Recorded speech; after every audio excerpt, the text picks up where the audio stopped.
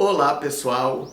pela filosofia nossa de cada dia em mais um momento de reflexão sobre temas, sobre problemas, sobre situações cotidianas que demandam urgentemente a nossa intervenção teórica e obviamente o trabalho institucional em torno da resolução desses problemas. Eu quero refletir hoje com vocês sobre o seguinte ponto, sobre a responsabilidade pública, institucional acerca da violência racial e de gênero no nosso país, ok? Vocês estão percebendo casos de violência, inclusive de assassinato, como nós tivemos ontem no contexto do Carrefour em Porto Alegre, de sujeitos negros, de mulheres, de homossexuais, de transexuais, de sujeitos indígenas. Quer dizer, uma situação absolutamente normalizada de violência simbólica e material relativamente a estas minorias político-culturais. E então vem a pergunta: as instituições públicas estão tendo alguma responsabilidade relativamente à continuidade e à normalização dessa situação? Porque nós estamos vendo que no nosso cotidiano o racismo estrutural e então perspectivas fundamentalistas e conservadoras no âmbito da cultura, dos costumes, no âmbito das questões de gênero, sexualidade, estão demarcando exatamente uma perspectiva, essa perspectiva, na verdade, de violência cotidiana em termos raciais e de gêneros. E a pergunta, mais uma vez, repito, que nós nos fazemos, que eu quero refletir com vocês hoje é: no cotidiano isto já está normalizado, mas institucionalmente há alguma responsabilidade? E mais ainda, e esta então seria uma segunda pergunta, o que as instituições públicas podem fazer para que nós consigamos enfrentar esse problema que, como eu venho dizendo, se tornou tão normalizado, se tornou tão naturalizado ao ponto de, por consequência, ser despolitizado, ou em grande medida despolitizado no âmbito da esfera pública, no âmbito principalmente das nossas instituições públicas, pelos nossos sujeitos institucionalizados, seja no contexto do judiciário, seja então no contexto do sistema político, que é quem efetivamente pode, por meio do planejamento institucional, da produção de políticas públicas, de previsão constitucional e de principialidade jurídica, de fato enquadrar, tematizar e resolver esses problemas. Então, como eu disse, as pesquisas sociológicas, e nós que trabalhamos com educação podemos perceber isso de maneira clara. Aliás, basta você ir num estádio de futebol, falando aqui nisso que é considerado uma das nossas paixões nacionais, basta você ir a um estádio de futebol, não precisa nem fazer uma pesquisa quantitativa em termos sociológicos ou um diagnóstico no âmbito da nossa escola, do nosso trabalho de ensino-aprendizagem, para você perceber que o racismo, que o sexismo, que o machismo, que a homofobia, que a transfobia graçam solta. Na verdade, são tão enraizadas no nosso cotidiano ao ponto de se tornarem piada, como se chama o racismo recreativo, né? Então, o nosso cotidiano ele está prenhe de racismo estrutural e, nesse caso, de preconceito relativamente a gênero, sexualidade, pertença, inclusive às vezes, político-moral, ok? E em que medida essa perspectiva reverbera nas instituições e, ao mesmo tempo, é amplificada pelas instituições na medida em que, de fato, não a tematizam e não a enfrentam de modo consistente. Então, primeiro aspecto importante dessa minha reflexão. Nós podemos perceber que há uma certa, na verdade, que há uma consolidada invisibilização e imobilização institucionais no que diz respeito à abordagem e à tematização dessas questões, né? Vocês viram ontem que tanto o presidente Jair Messias Bolsonaro quanto o vice-presidente, o general Hamilton Mourão, disseram que não há racismo no Brasil. E o presidente foi inclusive mais longe, no sentido de dizer que era daltônico, que não via diferenças em termos raciais, diferenças em termos de cores, vamos dizer assim, relativamente a ninguém. Aliás, se é que se pode dizer que isso é mais gritante do que o posicionamento do general Hamilton Mourão, queria lembrar-lhes há poucos dias de que o antigo chefe dele, o brilhante Ustra, né, um célebre torturador, foi chamado por ele de alguém que respeitava os direitos humanos dos seus subordinados. Então, não sei qual é a declaração pior, se é essa de que o presidente é um daltônico que não vê diferença de cores, ou então o vice-presidente de que o brilhante Ustra efetivamente era um grande respeitador dos direitos humanos dos seus subordinados. Mas vocês vejam, de novo, voltando ao ponto, há uma omissão institucional muito forte relativamente ao trabalho com as minorias político-culturais. E para começo de conversa em termos de tematização institucional da violência de gênero, da violência racial. E na medida em que há essa invisibilização institucional, também ocorre um processo de imobilização e de travamento dessas pautas no âmbito das instituições. Porque, de fato, a pergunta que eu lhes fiz relativamente ao protagonismo ou não das instituições na amplificação da violência racial e de gênero, ou, por outro lado, em termos de um trabalho de enfrentamento da violência racial e de gênero, tem um sentido muito claro. São as instituições públicas que, de fato, amplificam ou enfrentam efetivamente estas e outras questões fundamentais da nossa democracia e para a consolidação da nossa democracia. Portanto, é o trabalho, é a efetividade do trabalho das nossas instituições públicas, judiciário e sistema político, administrações públicas, no caso de modo mais geral, em torno ao enfrentamento, à tematização ou às vezes ao estímulo do racismo, do sexismo, do machismo, da homofobia, da transfobia, que de fato podem resolver ou amplificar esses problemas. E um exemplo mais claro, que não se relaciona no caso agora diretamente a essa situação, foi o nosso presidente que,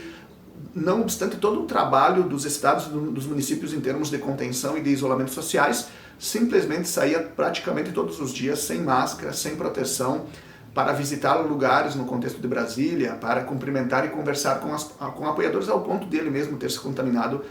pelo Covid-19 e levando muitas outras pessoas, influenciando muitas outras pessoas a isso. Então vocês vejam, as instituições têm uma responsabilidade no Brasil absolutamente forte, determinante para a continuidade, para essa crise e essa normalização, essa naturalização permanente da violência racial e de gênero. Porque o que nós estamos vendo é exatamente a invisibilização, o silenciamento, é o travamento, é a imobilização desse protagonismo institucional em termos de se enfrentar, de se assumir isso como um problema. Não existe racismo no Brasil, não existe violência de gênero no Brasil, então, nessa mesma dinâmica. E nós vemos exatamente que estas questões, elas acontecem, é só observarmos o cotidiano de cada uma das nossas cidades onde estamos, estas questões acontecem dia após dia, hora após hora. É muito difícil você, eu falo isso aqui de Porto Velho e Rondônia, não ter um dia sem que haja alguma forma de violência ligada à questão de gênero ou então à questão racial. E veja que Porto Velho nem é uma cidade tão dinâmica, digamos assim, no que diz respeito a esse tipo de situação, quanto outras cidades do Brasil, mas já serve como um microcosmo para nós percebermos essa situação geral. Então vocês vejam como que nós podemos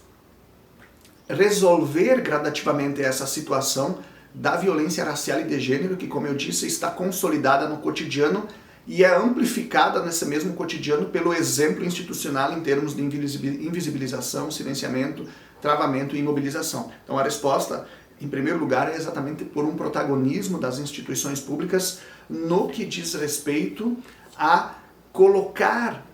a política, a colocar o direito, a colocar a administração pública, o legislativo, o judiciário em um efetivo trabalho de tematização nos vários vórtices em que as instituições públicas atuam, em termos de se combater, de se desconstruir o preconceito, o racismo, a violência racial e de gênero, e de se promover a diversidade. E um dos aspectos que eu vejo como mais fundamentais, além, em geral, da produção, como eu disse, de políticas públicas, de previsão constitucional, de principialidade jurídica por parte do sistema político, ou mesmo de uma atuação mais incisiva do judiciário em relação a isso, um dos aspectos fundamentais que eu vejo para resolvermos essa situação é a educação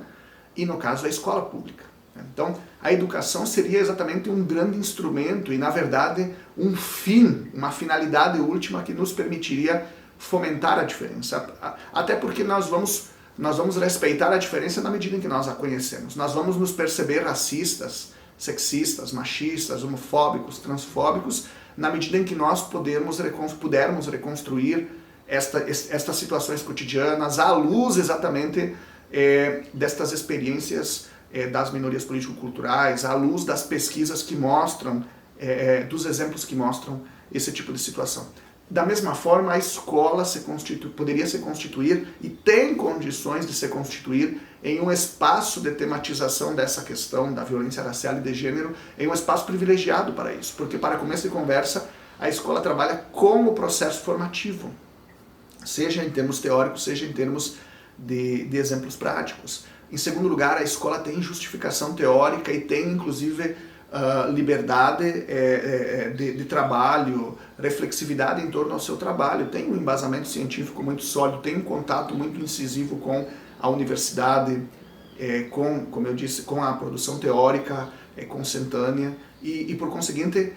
poderia ser exatamente um grande laboratório, uma grande comunidade democrática marcada pela reciprocidade, marcada pelo trabalho formativo nesse nível. E, aliás, a escola tem exatamente um outro aspecto muito importante, que é a diversidade sociocultural e, inclusive, em termos de estratificação social. E isso é muito importante, porque a convivência com a diversidade e, nesse caso, o trabalho com a diversidade é o principal aspecto para que nós possamos consolidá-la como aquilo que ela de fato é, ou seja, o verdadeiro núcleo de uma democracia. Então, esse é um ponto muito importante. Nós estamos vivenciando um crescimento da violência racial e de gênero, uma normalização dessa perspectiva que é caudatária do silenciamento, da invisibilização, da imobilização, do travamento institucional relativamente às responsabilidades que as nossas instituições públicas têm em termos de enquadramento, de tematização, de enfrentamento e de proposição, enfrentamento e proposição, enquadramento e orientação dessas questões. E enquanto as nossas instituições públicas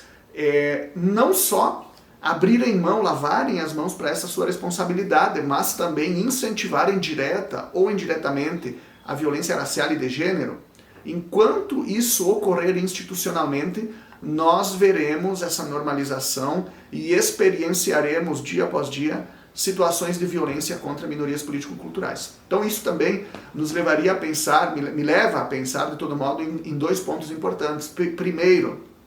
é que os movimentos sociais e as iniciativas cidadãs em torno às questões raciais e de gênero têm de começar a exigir dos partidos políticos, das lideranças políticas, dos executivos e dos legislativos compromissos claros, documentados, validados institucionalmente e implementados sob a forma de políticas públicas, né? Só podemos votar, só podemos apoiar candidatos e candidatas, partidos políticos que de fato consigam e queiram assumir a responsabilidade institucional, o protagonismo institucional em torno ao enfrentamento da violência de gênero e de sexualidade. Em segundo lugar, colonizarmos efetivamente a esfera pública, enraizarmos efetivamente na esfera pública, de modo a denunciar permanentemente, a criarmos fóruns de discussão, a visibilizarmos cada vez mais estas questões, como aliás os movimentos negros, indígenas, LGBTQIA+,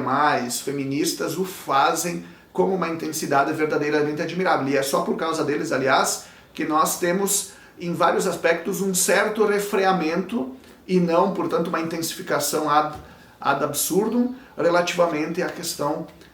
da violência racial e de gênero. Okay? Então, estes compromissos institucionais eles precisam ser assumidos e nós precisamos lutar por tais compromissos, porque enquanto nós tivermos lideranças políticas, partidos políticos, sujeitos institucionalizados dizendo que não existe racismo no Brasil e daqui a pouco dizendo, como se faz bastante